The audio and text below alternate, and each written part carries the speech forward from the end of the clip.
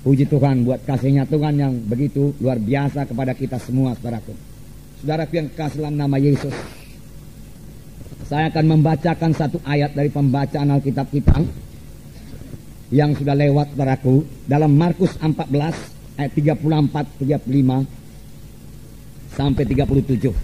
Markus 14 ayat 34. Hatiku, lalu katanya kepada mereka, hatiku sangat sedih, seperti mau mati rasanya. Tinggallah di sini dan berjaga-jagalah.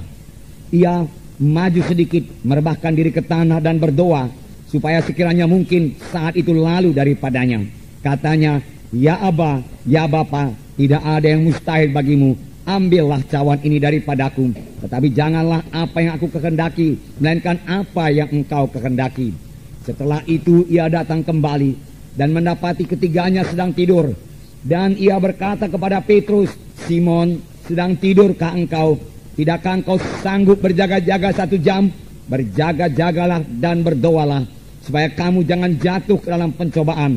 Roh memang penurut, tetapi daging lemah. Sekali lagi dalam ayat 37. Setelah itu ia datang kembali dan mendapati ketiganya sedang tidur. Dan ia berkata kepada Petrus, Simon, sedang tidurkah engkau? Tidakkah engkau sanggup berjaga-jaga 1 jam? Berjaga-jagalah dan berdoalah, supaya kamu jangan jatuh ke dalam pencobaan. Roh memang penurut, tetapi daging lemah. Tuhan Yesus sendiri mengatakannya kepada murid-murid, tidak sanggupkah kamu berjaga-jaga 1 jam dengan aku? Karena banyak pencobaan, saudaraku. Saya yakin, saudaraku, 1 jam adalah waktu minimum bagi setiap anak-anak Tuhan yang mau menang dalam hidup rohaninya. 1 jam merupakan waktu minimum untuk berdoa tiap-tiap hari, saudaraku. Dengan berdoa 1 jam per hari kita akan disegarkan. Dengan berdoa 1 jam per hari kita akan menang atas dosa. Dengan berdoa 1 jam per hari kita menang atas setan dan iblis. Karena pada waktu berdoa itulah kita dikuatkan, saudaraku. Dan dengan berdoa 1 jam pertumbuhan rohani kita akan baik. Dan kita bisa sampai kepada kehendak Tuhan, saudaraku. Saya sangat bersyukur kepada Tuhan. Mulai daripada hari pertama, saudaraku, saya diselamatkan, saudaraku. Saya diajari berdoa 1 jam per hari. Di gereja kami itu, saudaraku, pada waktu itu. Doa di gereja saja, saudaraku, lebih 1 jam. Kadang-kadang 2 jam. Dan sudah itu kami disuruh lagi di rumah berdoa minimum 1 jam per hari. Karena katanya kalau tidak berdoa 1 jam per hari, setan akan mengalahkan engkau. Karena takutnya pula saya kepada setan, saudaraku. Dan pada waktu itu belum begitu mengerti mengenai mengusir setan. Dalam nama Yesus, saya pun, saudaraku, berpala-pala sekali untuk bisa berdoa 1 jam per hari. Dan kerap kali, saudaraku, saya berhasil, saudaraku, berdoa 1 jam per hari. Dan sekarang itu sudah menjadi satu kebiasaan dan membawa berkat, saudaraku, untuk berdoa 1 jam per hari. Bahkan sekarang ini, saudaraku, setelah kami berumah tangga, kami juga berdoa 1 jam per hari. Kalau kami berdoa bersama-sama, saudaraku, tentunya, saudaraku, kemenangan, sukacita, saudaraku, kami terima sebagai hasil daripada doa 1 jam per hari itu, saudaraku. Tuhan Yesus, seperti kita baca tadi, mengatakan hal ini di Taman Getsemani. Tidak sanggupkah kamu berdoa 1 jam? Dan berjaga-jaga dengan aku. Berjaga-jaga dan berdoalah, supaya kamu jangan jatuh ke dalam pencobaan. Tubuh memang lemah, tapi roh itu yang kuat, dia katakan, saudaraku. Saudaraku yang kasih dalam nama Yesus, pada waktu Tuhan mengatakan demikian ini, dia memang dalam pergumulan yang amat sangat. Pada waktu itu Tuhan Yesus, saudaraku, diserang oleh semua kekuatan iblis. Semua kekuatan neraka, saudaraku, dipusatkan kepada Yesus untuk mengalahkan Tuhan Yesus. Karena pada waktu itulah Tuhan Yesus, saudaraku, mengambil keputusan untuk menanggung dosa manusia ini. Nasib manusia ini pada waktu itu ditentukan oleh kemenangan Tuhan Yesus. Dan syukurlah, saudaraku, Tuhan Yesus menang, saudaraku, mengalahkan setan. Pada mulanya seolah-olah Tuhan Yesus enggan mengangkat dosa manusia. Sehingga Tuhan Yesus berdoa, Bapa, kalau boleh biarlah cawan ini lalu daripadaku. Tapi bukan kehendakku, kehendakmu yang jadi. Apakah isi cawan itu, saudaraku? Cawan yang akan diminum Tuhan Yesus berisi semua dosa manusia yang harus ditanggung oleh Tuhan Yesus. Semua manusia sudah berdosa, saudaraku.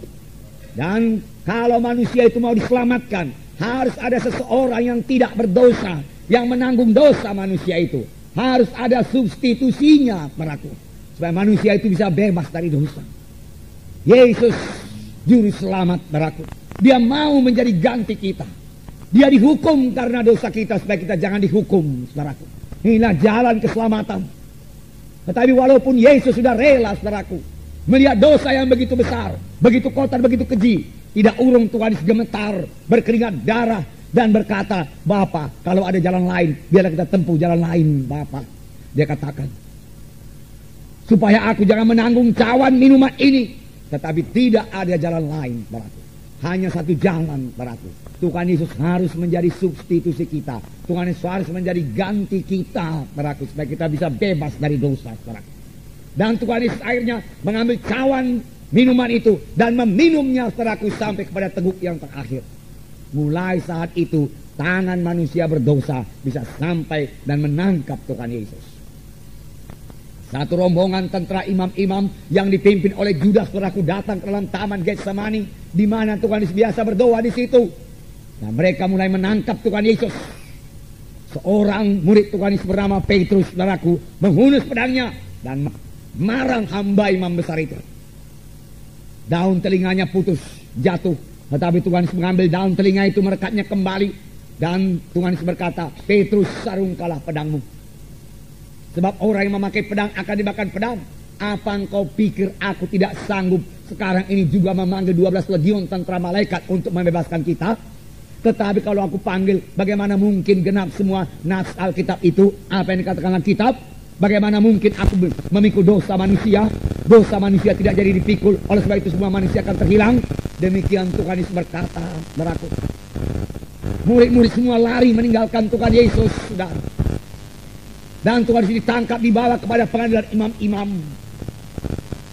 Dan mereka mulai mengadili Tuhan Yesus, saudaraku. Dan pada waktu itu juga Petrus menyangkal Tuhan Yesus 3 kali. Tetapi Yesus tetap menang, saudaraku. Yesus tetap berjalan menuju salib, saudaraku. Visi Tuhan Yesus tidak hilang, saudaraku. Ini adalah sebagai akibat daripada doanya yang 3 jam di taman Getsemani itu, saudaraku. Dia tidak tergoncang, saudaraku, oleh begitu hebatnya serangan musuh, saudaraku.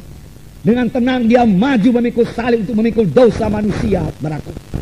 Saudara, ini adalah sebagai akibat daripada doa. 3 kali dia berdoa. Saya yakin masing-masing berdoa itu 1 jam, 3 jam di taman Getsemani, saudaraku.